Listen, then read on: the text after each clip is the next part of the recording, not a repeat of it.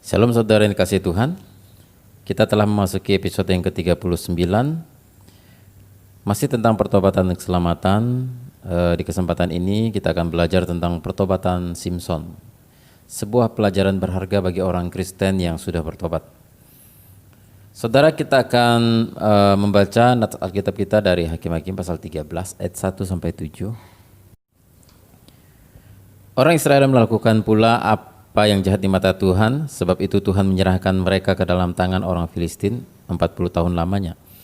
Pada waktu itu ada seorang dari Zora dari keturunan orang Dan, namanya Manoah, istrinya mandul tidak beranak, dan malaikat Tuhan menampakkan diri kepada perempuan itu dan berfirman kepadanya, demikian memang engkau mandul, tidak beranak, tetapi engkau akan mengandung dan melahirkan seorang anak laki-laki. Oleh sebab itu peliharalah dirimu, jangan minum anggur dan minuman yang memabukkan, dan jangan makan sesuatu yang haram. Sebab engkau akan mengandung dan melahirkan seorang anak laki-laki, kepalanya tak akan kena pisau cukur. Sebab sejak dari kandungan ibunya, anak itu akan menjadi seorang nazir Allah, dan dengan dia akan mulai penyelamatan orang Israel dari tangan orang Filistin. Kemudian perempuan itu datang kepada suaminya dan berkata, telah datang kepadaku seorang abdi Allah yang rupanya sebagai rupa malaikat Allah, amat menakutkan, tidak kutanyakan dari mana datangnya, dan tidak juga diberitahukannya namanya kepadaku, tetapi ia berkata kepadaku, engkau akan mengandung dan melahirkan seorang anak laki-laki. Oleh sebab itu janganlah minum anggur atau minuman yang memabukkan, dan janganlah makan sesuatu yang haram, sebab sejak dari kandungan ibunya sampai pada hari matinya anak itu akan menjadi seorang nazir Allah. Kita lompat ayat 24 dan 25. Lalu perempuan itu melahirkan seorang anak laki-laki dan memberi nama Simson kepadanya. Anak itu menjadi besar dan Tuhan memberkati dia. Mulailah hatinya digerakkan oleh roh Tuhan di Mahane dan yang terletak di antara Zora dan Esitaol. Saudara yang kasih Tuhan, hari ini kita akan belajar tentang pertobatan Simson. Sebuah pertobatan berharga bagi orang Kristen yang sudah bertobat. Jadi pertobatan Simson ini lebih cocok dikhususkan kepada orang Kristen yang sudah bertobat. Bagaimana kita mengisi dan mengokohkan pertobatan kita supaya semakin hari pertobatan kita ini semakin kuat, semakin teguh, dan semakin berkenan di hadapan Tuhan.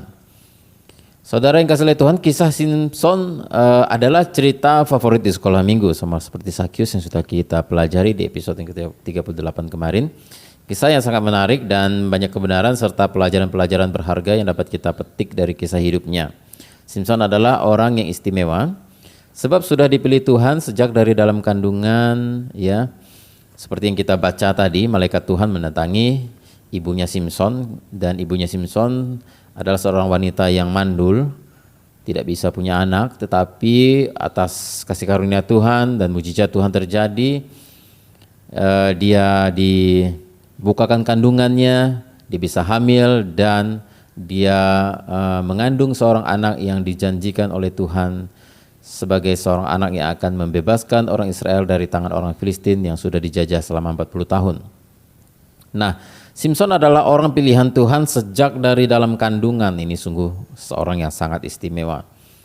Mirip-mirip seperti tokoh-tokoh lain di dalam Alkitab, yaitu Musa, orang yang sudah dipilih dari dalam kandungan, Samuel, demikian juga Yohanes Pembaptis, dan Tuhan Yesus sendiri. Ya, begitu banyak tokoh-tokoh dalam Alkitab yang sudah dipilih oleh Tuhan sejak dari dalam kandungan, dan Simson salah satunya. Berarti ini adalah orang yang sangat istimewa. Ya. Nah, saudara yang kasih Tuhan, boleh dikatakan Simson sudah bertobat sejak dari dalam kandungan ibunya, sebab ketika ibunya mengandung sudah tidak minum minuman yang memabukkan dan makan makanan haram seperti yang dipesankan oleh malaikat Tuhan. Nah, sampai Simson lahir dan dewasa pun ia pasti menjaga pesan malaikat Tuhan tersebut. Ya, dalam pergaulannya sehari-hari, saya percaya Simson pasti menjaga jarak dengan teman-temannya, sebab ia tahu bahwa ia telah ditentukan menjadi hakim, menjadi nabi, ya, menjadi nazir Allah. Ia sebenarnya sudah terbiasa dengan irama hidup kudus, ya, sejak dari kecil, ya. Jadi Simson ini orang pilihan Tuhan dan dia tahu persis bahwa dia adalah orang pilihan Tuhan, dan dia menjaga diri dengan baik sehingga rambutnya tidak pernah kena pisau cukur, dan Dia tidak pernah minum anggur dan dia tidak makan makanan haram. Dia menjaga kekudusan hidup sejak masih muda. Nah, selain menjaga kesucian hidup, Simson yang sudah terlibat dalam pelayanan mengemban tanggung jawab yang besar sebagai seorang hakim di Israel. Ya, dia adalah orang yang betul-betul istimewa yang dipilih oleh Tuhan. Tapi seiring berjalannya waktu, Simson seolah-olah lupa siapa dirinya dan apa panggilan utama di dalam hidupnya. Dan ia mulai melakukan kecerobohan-kecerobohan dan banyak hal-hal yang merugikan dirinya sendiri. Ya, seiring berjalan waktu, Simson seolah-olah lupa siapa dirinya dan panggilan utama dalam hidupnya, yaitu sebagai seorang hakim, seorang nabi Allah. Ia lalai, ia ceroboh, ia tidak disiplin, ia tidak berhati-hati, ia menganggap sepele, ia menganggap remeh musuhnya. Sehingga dari seorang pahlawan yang gagah perkasa, ia berakhir menjadi seorang pecundang yang ditertawakan, dihina, dipermalukan, dan dijadikan lawakan oleh musuh-musuh Israel. Nah, saudara yang kasih oleh Tuhan, kisah Simson ini patut diberi judul Simson seorang pahlawan gagah perkasa yang lengah dan ceroboh. Ya. Seorang hakim dan nabi yang sedemikian diurapi dan dipakai Tuhan luar biasa dengan kekuatan fisik yang hebat, ya, bisa juga lengah dan jatuh ke tangan seorang wanita yang bernama Delila yang menjebak dia sehingga Simson bisa dikalahkan oleh musuhnya. Nah, apalagi kita orang awam di dalam kekristenan. Kalau kita lengah, habislah kita, saudara. Seorang Simson saja yang sudah dipilih dari dalam kandungan, seorang istimewa yang menjaga kesucian hidup dari sejak kecil, bisa ceroboh, bisa lengah dan jatuh. Apalagi kita. Oleh sebab itu saudara-saudara, kita akan belajar tentang pertobatan Simson. Ada pelajaran sangat yang berharga bagi orang Kristen yang sudah bertobat yang bisa kita pelajari dari kisah hidup Simson. Kita lihat yang pertama, profil hidup Simson. Yang pertama, kelebihan-kelebihannya terlebih dahulu kita akan pelajari. Nah, saudara yang kasih oleh Tuhan, apa saja kelebihan dari seorang Simson? Yang pertama, dia terpanggil jadi hakim atau jadi hamba Tuhan atau seorang nabi dari dalam kandungan ibunya. Sungguh sangat istimewa orang ini. Kita lihat dalam Hakim-Hakim pasal 13 ayat 3 sampai 5, dan malaikat Tuhan menampakkan diri kepada perempuan itu dan berfirman kepadanya demikian, memang engkau mandul dan tidak beranak, tetapi engkau akan mengandung dan melahirkan seorang anak laki-laki. Oleh sebab itu peliharalah dirimu, jangan minum anggur atau minuman yang memabukkan, dan jangan makan sesuatu yang haram. Sebab engkau akan mengandung dan melahirkan seorang anak laki-laki, kepalanya tak akan kena pisau cukur. Sebab sejak dari kandungan ibunya anak itu akan menjadi seorang nazir Allah, dan dengan dia akan mulai penyelamatan orang Israel dari tangan orang Filistin. Nah, sejak dari dalam kandungan Simson itu sudah diberitahu oleh Tuhan melalui malaikat Tuhan bahwa Simson ini akan jadi seorang nazir Allah, seorang nabi, seorang hamba Tuhan, seorang hakim yang akan membebaskan orang Israel dari tangan orang Filistin yang menjajah mereka. Simson bukan orang sembarangan, ya.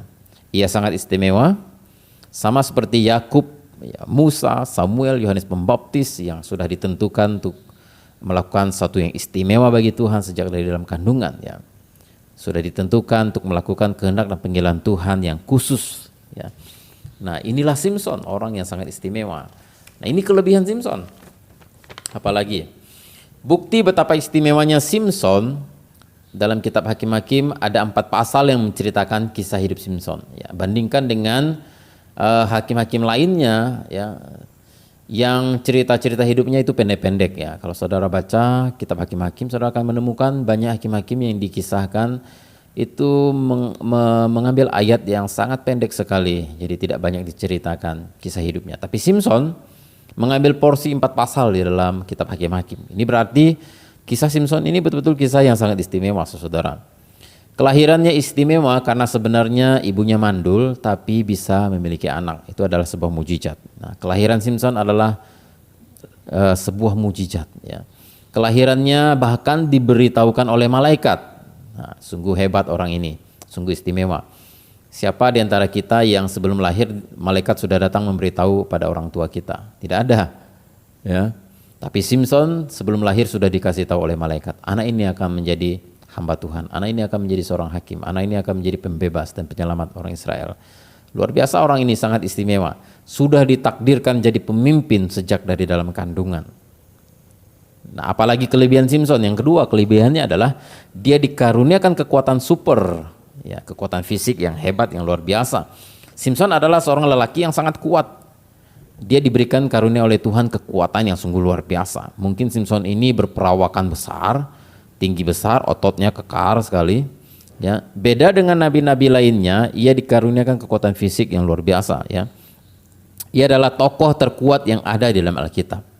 Ya, contoh-contoh kekuatan Simpson misalnya, ya di dalam Hakim-Hakim pasal 14, Hakim-Hakim pasal 14 ayat 5 sampai 6 berbunyi begini.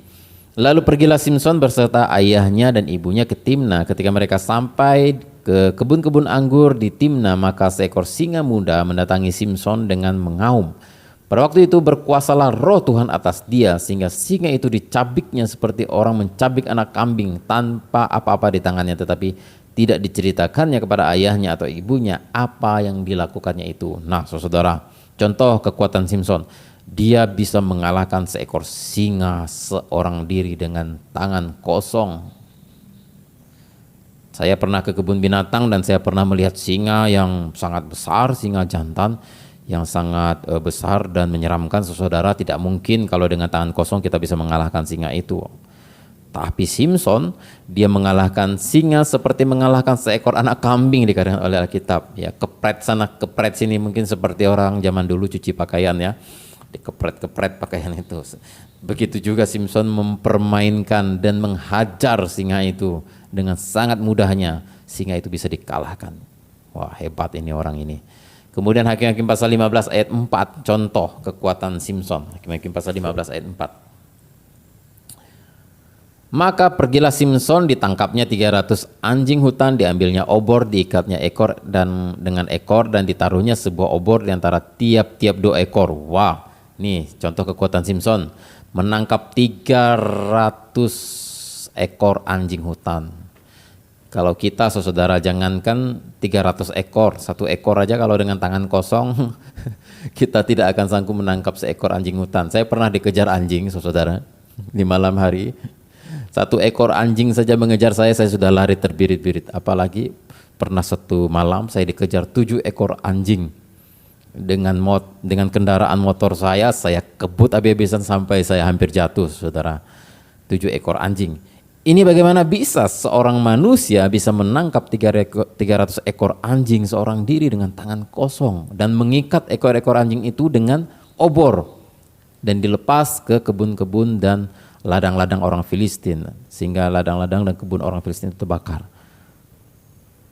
Betapa hebat dan kuatnya orang ini, saudara. Nah, kemudian dikatakan dalam pasal 15, contoh kekuatan Simpson lagi, pasal 15 ayat yang ke-8. Ya. Dan dengan pukulan yang hebat ia meremukkan tulang-tulang mereka, lalu pergilah ia dan tinggal dalam gua di bukit Batu Etam. Wah, ketika Simpson berkelahi dengan orang Filistin, ya ratusan orang melawan dia sendirian dengan tangan kosong, dia hajar mereka, sekali pukul tulangnya remuk-remuk, saudara. Bayangkan sekali tinju, ya tulang-tulang mereka remuk-remuk, tangannya patah, kakinya patah, tulang rusuknya patah, ya tulang tengkorak, kepalanya remuk, ya. Sungguh luar biasa kuatnya Simpson ini.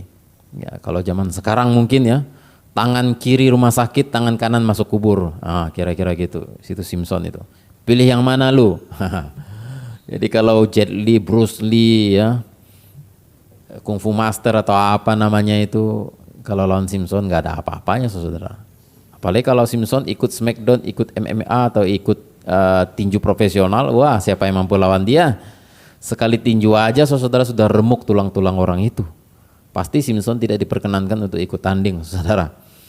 Pokoknya lu jalan kemana aja dengan Simpson pasti aman. Siapa yang berani lawan kalau kita jalan-jalan dengan Simpson? Ya, kemana? Ayo ikut Simpson. Ya, mana ada preman yang berani melawan dia? Aman kita, saudara. Bayangkan kalau zaman sekarang Simpson jadi petinju, atlet MMA atau Smackdown, ya nggak akan ada yang berani lawan dia. 1 kali pukul remuk, saudara. Nah, contoh kekuatan Simpson lagi misalnya Hakim-Hakim pasal 15 ayat 14 sampai 15. Berbunyi demikian, setelah ia sampai ke Lehi dan orang-orang Filistin mendatangi dia dengan bersorak-sorak, maka berkuasalah roh Tuhan atas dia dan tali-tali pada tangannya menjadi seperti batang rami yang telah habis dimakan api dan segala pengikatnya hancur tanggal dari tangannya. Kemudian ia menemui sebuah tulang rahang keledai yang masih baru, diulurkannya tangannya, dipungutnya dan dipukulnya mati 1.000 orang dengan tulang itu. Wow. Dia bisa mengalahkan 1.000 orang seorang diri. Dia hajar di 1.000 orang itu, ngeroyokin dia sendiri, dia hajar habis-habisan. 1.000 orang dia bunuh satu hari dengan tangan kosong sendirian. Saudara bayangkan.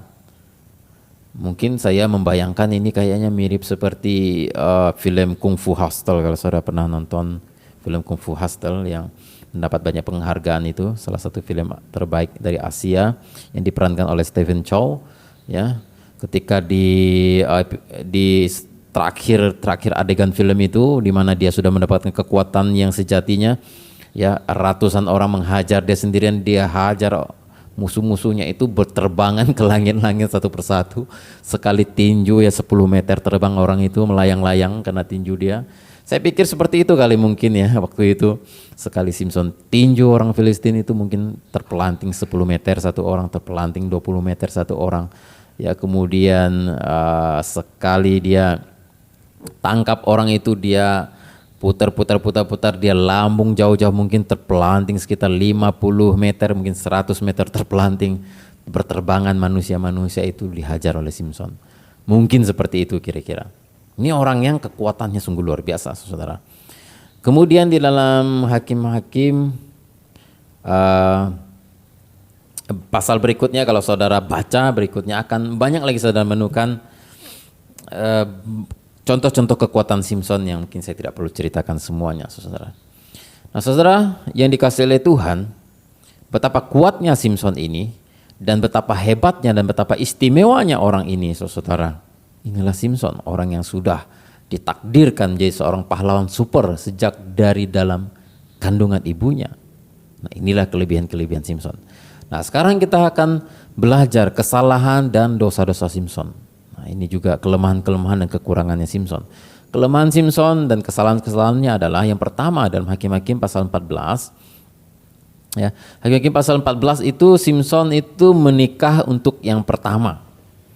Ya, dengan perempuan orang Filistin. Kalau saudara baca Hakim-Hakim pasal 14 ayat 1. Simpson pergi ke Timna dan di situ ia melihat seorang gadis Filistin. Ia pulang dan memberitahukan kepada ayahnya dan ibunya, di Timna aku melihat seorang gadis Filistin, tolong ambillah dia menjadi istriku. Ini yang pertama. Dia meniduri seorang wanita yang tanpa perkawinan, saudara. Dalam Hakim-Hakim pasal 16 ayat 1. Pada suatu kali ketika Simpson pergi ke Gaza, dilihatnya lah di sana seorang perempuan Sunda lalu menghampiri dia. Nah, untuk kedua kalinya dia main perempuan. Yang ketiga lagi Hakim-Hakim pasal 16 ayat 4. Hakim pasal 16 ayat 4. Sesudah itu Simpson jatuh cinta kepada seorang perempuan dari lembah Sorek yang namanya Delila. Nah, jadi 3 kali diceritakan oleh Alkitab bahwa Simpson itu jatuh cinta kepada wanita. Nah, jadi Simpson ini, saudara, boleh kita katakan adalah seorang pria playboy. Inilah kelemahan Simpson. Dia lemah dalam segi wanita, ya. Memang dia kuat secara fisik, tapi dengan wanita dia lemah, saudara. Nah, dia dengan gampang meniduri wanita yang baru dia kenal, ya. Simpson ini kelemahannya adalah perempuan. Dia seorang playboy, boleh dikatakan mungkin playboy cap kodok, cap kelinci, cap buaya darat atau apalah namanya. Yang dilakukan Simpson bukan pelayanan, saudara. Ya, bukan melayani Tuhan dan orang-orang sebangsanya. Dia malah, kalau saudara baca di dalam kitab Hakim-Hakim, dia lebih banyak waktunya habis untuk pacaran, saudara, dengan orang yang tidak seiman lagi. Makanya dia kena jebak oleh Delila terakhirnya. Nah, kalau saudara membaca di dalam kisah hakim-hakim yang lain, mereka itu sangat fokus dengan pelayanan. Misalnya seperti Samuel itu sangat fokus dengan pelayanan. Standby selalu kalau ada masalah-masalah terjadi di dalam kehidupan orang Israel, ya, tentang sengketa tanah misalnya. tentang orang yang berkelahi, tentang orang yang saling bermusuhan, yang meminta diadili dan sebagainya. Dan kemudian kalau ada musuh datang, selalu Samuel itu standby untuk berbicara atas nama Tuhan. Kalau saudara baca dalam kisah hidup Simson, lebih banyak yang dilakukan oleh Simson adalah pacaran, saudara. Jadi kalau orang punya masalah di dalam keluarga, ingin diselesaikan, ingin mencari Simson, bagaimana menyelesaikan persoalan keluarga mereka, ingin minta dikonseling misalnya. Di mana Simson? Cari Simson di mana? Ditanya sama ayah ibunya di mana? Ternyata dia sibuk pacaran, saudara. Itulah Simson. Dia ini sibuk pacaran kerjanya. Ya, kalau bukan pacaran kelahi, itu kerjanya. Nah, ini kelemahan Simson. Dia lemah pada perempuan, ya. Dan kemudian dia juga tidak disiplin, saudara. Ini kelemahannya, kekurangannya Simson. Dia tidak disiplin. Ia bisa berhari-hari hanya untuk berada di rumah seorang gadis, buang-buang waktu dan terlalu santai. Itulah yang bikin dia jatuh. Dia bisa di rumah seorang perempuan berhari-hari, berminggu-minggu, berbulan-bulan untuk pacaran, ya. Nah, itulah kerjaannya. Jadi kalau orang Israel datang cari dia, ada perlu, dia di mana? Dia lagi pacaran, saudara. Nah, inilah kelemahan Simson, saudara. Kemudian apalagi kelemahan-kelemahan Simson, ya. Dia tidak taat pada orang tuanya, misalnya seperti Hakim-Hakim pasal 14 ayat 1 sampai 3 misalnya. Hakim-Hakim pasal 14 ayat 1 sampai 3. Simson pergi ke Timna dan di situ ia melihat seorang gadis Filistin. Ia pulang dan memberitahukan kepada ayahnya dan ibunya, di Timna aku melihat seorang gadis Filistin, tolong ambillah dia menjadi istriku. Tetapi ayahnya dan ibunya berkata kepadanya, tidak adakah di antara anak-anak perempuan sanak saudaramu atau di antara seluruh bangsa kita seorang perempuan sehingga engkau pergi mengambil istri dari orang Filistin, orang-orang yang tidak bersunat itu?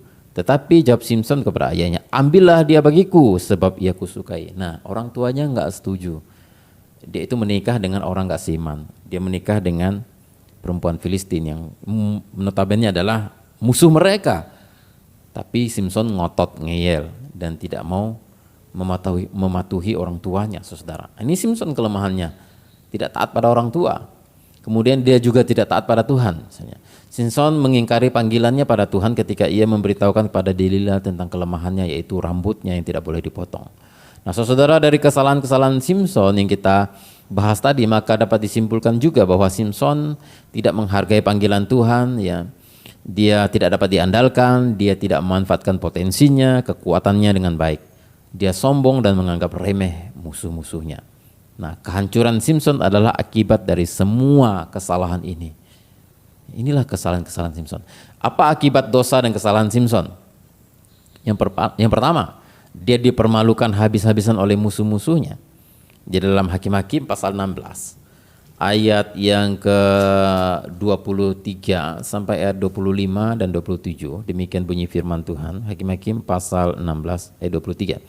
Sesudah itu berkumpullah raja-raja kota orang Filistin untuk mengadakan perayaan korban sembelihan yang besar kepada Dagon Allah mereka, dan untuk bersukaria kata mereka, telah diserahkan oleh Allah kita ke dalam tangan kita Simson musuh kita. Ya.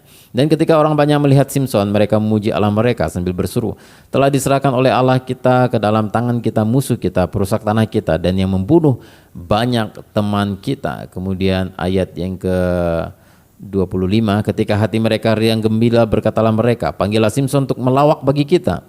Simson dipanggil dari penjara, lalu ia melawak di depan mereka. Kemudian mereka menyuruh dia berdiri di antara tiang-tiang. Kemudian 27, adapun gedung itu penuh dengan laki-laki dan perempuan, segala raja kota-kota Filistin ada di sana, dan di atas soto ada kira-kira 3.000 orang laki-laki dan perempuan yang menonton lawak Simson itu. Simson dipermalukan, dijadikan tontonan oleh musuh, dijadikan bahan lawakan, dibuli habis-habisan, diejek-ejek, dihina-hina. Bahkan Tuhannya Simson Allah Israel juga ikut dihina-hina oleh mereka. Inilah akibat dosa dan kesalahan Simson. Dia dipermalukan habis-habisan. Kemudian rakyat Israel kalah perang dan sangat menderita. Ketika Simson tidak ada untuk membela mereka, habislah mereka. Maka orang Filistin dengan bebas, ya, masuk ke tanah Israel. Mereka akan merampas apa saja, mereka akan menjajah, mereka akan memperlakukan orang Israel dengan semena-mena karena sudah tidak ada yang membela mereka. Jadi ini menyebabkan bahwa kesalahan Simson, dosa Simson itu menyebabkan rakyat Israel menjadi sangat menderita. Jadi saudara, kadang-kadang kesalahan kita, dosa kita bisa mengakibatkan penderitaan bagi orang lain. Kemudian apa yang terjadi? Matanya dicungkil, saudara. Matanya dicungkil. Sungguh sulit sekali menjadi orang yang tidak bisa melihat, dan Simson mengalami itu. Matanya dicungkil dan tidak bisa melihat apa-apa, hanya ada kegelapan, saudara. Nah, banyak orang Kristen mengalami penderitaan yang sangat hebat karena kesalahan mereka. Nah, akibat daripada dosa adalah penderitaan. Itulah yang terjadi kepada Simson. Ya, inilah kesalahan Simson dan inilah akibat yang dia alami dalam hidupnya. Nah, kita belajar sekarang. Simson pada akhirnya bertobat. Akhirnya yang membuat Simson bertobat adalah penderitaan, rasa malu, kesalahan, rasa bersalah, dan penyesalan mendalam karena telah melakukan dosa dan kesalahan. Rentang waktu dari rambutnya dibotaki sampai kembali tumbuh panjang adalah rentang waktu dipakai Simson untuk merenung, menyesali dosa-dosanya, dan memohon pengampunan Tuhan. Pasti di masa-masa sulit itu, di mana matanya dicungkil menjadi buta, dijadikan bahan lelucon, dibully habis-habisan, berada dalam sel tahanan, hatinya sangat terluka, jiwanya remuk redam, orang yang selalu dielulukan karena kekuatannya, seorang pahlawan yang gagah perkasa yang dipuji-puji oleh rakyatnya, kini dipermalukan. Ia berada di titik terbawah dan terkelam dalam hidupnya. Simson pasti memakai waktu itu untuk meratap, memohon pengampunan Tuhan, menyadari kesalahannya, dan bertobat. Simson baru benar-benar bertobat setelah ia sangat dipermalukan, jadi budak, matanya buta, tidak berdaya lagi, sudah tidak punya kekuatan lagi. Saudara, sebenarnya pertobatan Simson ini agak terlambat. Oleh sebab itu banyak sekali orang-orang muda dan orang Kristen seperti Simson, ketika masih muda, kuat, dan masih sehat, masih bisa produktif untuk Tuhan, mereka hilang dari gereja dan mereka tidak mencari Tuhan. Mereka tidak bertobat. Lalu ketika mereka sudah tua, jatuh miskin, dihancurkan oleh kejamnya dunia, hidup dalam penderitaan dan sudah tidak berdaya lagi, tidak bisa napa-napain lagi, baru sadar dan mau bertobat. Orang-orang semacam ini adalah tipe pertobatan Simson, saudara. Di gereja banyak banget ya, banyak sekali orang Kristen yang seperti ini. Sudah menderita, sudah hancur-hancuran, sudah habis-habisan, baru mau cari Tuhan. Tidak salah sih saudara, ketika engkau bertobat hancur-hancuran, habis-habisan baru cari Tuhan, nggak salah sih ya. Kalau mau cari Tuhan dalam keadaan seperti itu, Tuhan tidak menolak sih memang. Tapi alangkah lebih baiknya jika saudara ya mencari Tuhan sebelum terjadi kehancuran karena kesalahan itu. Sebab pemulihannya tidak mudah. Saudara, lihat bagaimana Simson membayar mahal sekali kesalahan dilakukannya. Matanya dicungkil, tidak bisa melihat, dijadikan bahan lawakan dan bahan tertawaan. Saudara yang kasih oleh Tuhan, oleh orang-orang demikian tidak memberikan yang terbaik untuk Tuhan. Mereka hanya kasih sisa-sisanya kepada Tuhan. Apakah kita harus menunggu sudah sangat tua, sudah tidak berdaya, sakit-sakitan, jatuh miskin, baru mau buat sesuatu untuk Tuhan, baru mau bertobat ya. Walaupun agak terlambat, tapi Tuhan tetap menghargai pertobatan Simson. Sayangnya nyawanya yang ikut melayang dalam aksi kepahlawanannya yang terakhir. Ketika dia memohon untuk terakhir kali kepada Tuhan, Tuhan beri aku kekuatan sekali ini lagi, ampuni dosaku, dan biarlah sekali ini dengan kekuatan yang kau berikan ini, aku bisa menewaskan semua musuh-musuhku ini. Ya, akhirnya Simson pun ikut tewas di dalamnya, saudara. Sungguh tragis sekali. Ketika ia bertobat, ia membunuh lebih banyak orang Filistin daripada ketika ia belum sungguh-sungguh bertobat. Sekitar 3.000-an orang yang terbunuh ya. Musuh-musuh yang berhasil dia bunuh. Nah, saudara yang kasih oleh Tuhan, oleh sebab itu saudara, mari kita bertobat sebelum segala sesuatunya menjadi terlambat. Sebelum hidup kita menjadi terlalu hancur dan terlalu sulit untuk bisa pulih kembali. Oleh sebab itu, jangan kita setelah bertobat, jangan kita sama seperti Simson yang melakukan kesalahan-kesalahan seperti itu. Nah, pelajaran berharga apa yang bisa kita pelajari tentang kehidupan Simson? Sebab pelajaran berharga tentang pertobatan di balik kisah Simson yang bisa kita pelajari, yang pertama adalah setelah kita bertobat, jangan main-main dan jangan anggap sepele dosa. Nah, inilah kesalahan Simson. Dia sudah bertobat dari dalam kandungan, nggak nanggung-nanggung. Ibunya sudah tidak minum minuman keras, tidak minum minuman yang memabukkan, sudah tidak makan makanan haram. Dia dari kecil, dari sejak lahir sampai dia besar, sampai dia remaja, dia itu menjaga diri, hidup suci, hidup kudus, saudara. Tapi dalam perjalanan waktu Simson itu tidak sungguh-sungguh bertobat dan main-main dan anggap sepele dosa. Dia anggap tidur dengan wanita Filistin itu hal yang biasa.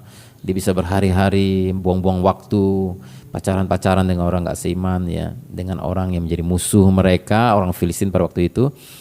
Dia bisa melakukan itu dan dia bermain-main dengan panggilannya. Dia tidak disiplin dan dia lupa siapa dirinya, dan akhirnya saudara yang kasih oleh Tuhan, Simson jatuh dan hancur. Walau Anda orang yang terpilih sejak kecil sudah menjadi orang Kristen, tapi kalau Anda bermain-main dan tidak serius dengan imanmu, maka engkau akan mengalami banyak kerugian, mengalami banyak kekalahan, penderitaan, dan lebih tragis lagi Tuhan akan membiarkan kamu dipermalukan seperti Simson. Dan ketika Tuhan membiarkan kamu dipermalukan dan penderitaan berat menghancurkan hidupmu dan engkau tidak mau berpaling kepada Tuhan dan tidak mau bertobat juga, maka tidak ada kesempatan bagi engkau untuk dipulihkan. Tapi jika masih mau berpaling kepada Tuhan dan masih mau bertobat seperti Simson di hari-hari terakhir dia bertobat, masih ada harapan saudara bisa dipulihkan, diampuni dan diselamatkan. Dan yang kedua saudara, pelajaran berharga yang kita pelajari dari Simson adalah setelah bertobat jangan cari gara-gara. Setelah bertobat harus selalu ingat di mana area kelemahan kita. Nah, Simson itu kelemahannya adalah wanita. Sudah tahu bahwa dia adalah kelemahannya wanita, tapi dia masih terus cari gara-gara. Ya, ketika lihat perempuan cantik walaupun itu adalah musuhnya, dia tidak peduli dan dia embat aja saudara. Akhirnya berantakanlah hidupnya karena dia cari gara-gara dengan mempacari wanita yang berasal dari musuh negaranya itu, yang seharusnya tidak dia lakukan saudara. Inilah kesalahan Simson, dia cari gara-gara. Dia sudah tahu area kelemahannya di mana, tapi dia tidak peduli. Nah, banyak orang Kristen seperti itu. Setiap orang memiliki area kelemahannya masing-masing, ya, yang berkaitan dengan dosa. Oleh sebab itu kita harus menjaga diri baik-baik dan berhati-hati di area tersebut. Ya. Simson meskipun sangat kuat secara fisik, kekuatannya seperti Hercules, seperti Hulk, ya, seperti Conan, seperti The Rock, seperti John Cena di SmackDown. Ya. Tapi ia memiliki kelemahan terhadap wanita, dan bodohnya Simson adalah ia suka cari gara-gara di area kelemahannya tersebut. Nah, oleh sebab itu jika kita memiliki kelemahan saudara di area-area tersebut di dalam hidup kita, maka jangan kita cari gara-gara. Contohnya misalnya, kalau dulu kita mantan penjudi atau pemabuk, ya, jangan mendekat atau melihat orang yang sedang berjudi atau minum alkohol. Ya. Kalau sudah nikah misalnya, jangan simpan-simpan nomor pacar lama lagi, hapus saudara. Jangan chatting-chattingan lagi sama pacar-pacar yang lama, ya, cinta pertama misalnya. Mentang-mentang istri cerewet, lalu curhat-curhatnya sama pacarnya yang dulu. Wah, itu nggak boleh saudara. Itu cari gara-gara namanya. Atau hubungan bisnis dengan mantan pacarnya misalnya. Atau sering berdua-duaan dengan wanita cantik yang bukan istri kita, ya nggak boleh saudara, itu namanya cari gara-gara. Kalau saudara punya kelemahan di area itu, jangan cari gara-gara, jaga diri baik-baik.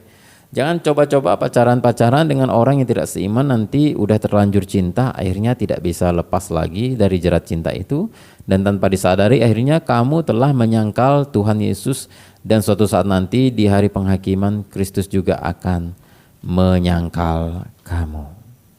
Nah, saudara yang kasih oleh Tuhan, itulah pelajaran yang bisa kita pelajari dari pertobatan kisah hidup Simson. Dan yang berikutnya yang bisa kita pelajari dari hidup Simson adalah setelah bertobat jangan lupa siapa dirimu dalam Kristus. Siapa dirimu di dalam Tuhan. Kesalahan Simson adalah ia lupa siapa dirinya. Ia adalah seorang hamba Tuhan, ia adalah seorang hakim, ia adalah seorang pemimpin, seharusnya dia jaga diri baik-baik. Dia tidak boleh sembrono dalam menjalani kehidupan ini. Dia tidak boleh ceroboh, dia harus hati-hati. Musuh mengintai dia. Iblis mengintai dia. Nah, kesalahan Simson adalah ia lupa siapa dirinya, ia tidak menghidupi panggilannya. Siapa kamu di dalam Kristus telah bertobat? Kamu adalah anak-anak Allah, kamu adalah hamba Tuhan, kamu adalah suratan Kristus yang terbuka, kamu adalah garam dan terang. Dan yang terutama, kamu sudah bertobat, sudah terima Tuhan Yesus sebagai Tuhan Juru Selamatmu, sudah dibaptis, sudah melayani, sudah diselamatkan. Ingat siapa diri kamu. Ya, kalau kamu selalu ingat siapa dirimu di dalam Kristus, maka itu akan membuat kamu terjaga ya ketika akan melakukan dosa, sehingga bisa berkata tidak terhadap dosa. Dan berikutnya apa yang bisa kita pelajari dari kisah hidup Simson tentang pertobatan. Setelah bertobat dan diberi karunia dan talenta untuk melayani Tuhan, harus diimbangi dengan ketaatan, kedisiplinan, komitmen tinggi, integritas, ya, agar potensi yang Tuhan berikan benar-benar bisa dimaksimalkan. Nah, Simson ini diberi karunia dan talenta dan kekuatan yang luar biasa dari Tuhan, tapi tidak diimbangi oleh ketaatan, kedisiplinan, komitmen tinggi, integritas itu tidak ada dalam hidup Simson. Ya, dia kurang disiplin, kurang komitmen, kurang integritas. Ya, nah ini berbahaya sekali bagi orang yang melayani Tuhan tapi nggak punya komitmen, kedisiplinan, integritas, ketaatan kepada Tuhan tidak ada. Ini bahaya. Walaupun karunianya hebat, dia akan bisa jatuh, saudara. Nah, Simson sudah dipanggil Tuhan semenjak dari dalam kandungan menjadi hakim, nabi, pelayan Tuhan, pemimpin. Tapi sayang di sepanjang kehidupannya dalam pemerintahannya 20 tahun saja, ia banyak menyia-nyiakan karunia Tuhan. Ia tidak menggunakan potensi semestinya. Ia nabi yang dalam tanda kutip terlambat bertobat. Ya, bertobatnya di hari-hari terakhir. Inilah pertobatan dan kisah hidup Simson yang bisa kita angkat, saudara. Berapa kebenaran tentang pertobatan. Ya, sebab itu saya berharap kita yang sudah bertobat dan sudah percaya kepada Tuhan Yesus, ya, berhati-hatilah saudara, kita semua memiliki area kelemahan yang sama seperti Simson. Ya, area kelemahan kita mungkin beda dengan Simson.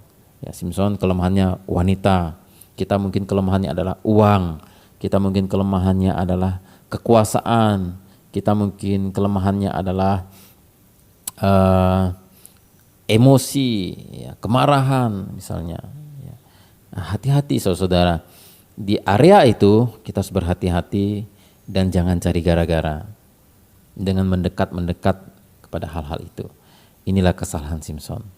Sebab itu ketika kita bertobat, mari kita belajar berintegritas ya, dalam melayani Tuhan, kita belajar berkomitmen, sungguh-sungguh memiliki komitmen dan integritas yang tinggi sehingga kita bisa memaksimalkan potensi yang diberikan oleh Tuhan kepada kita.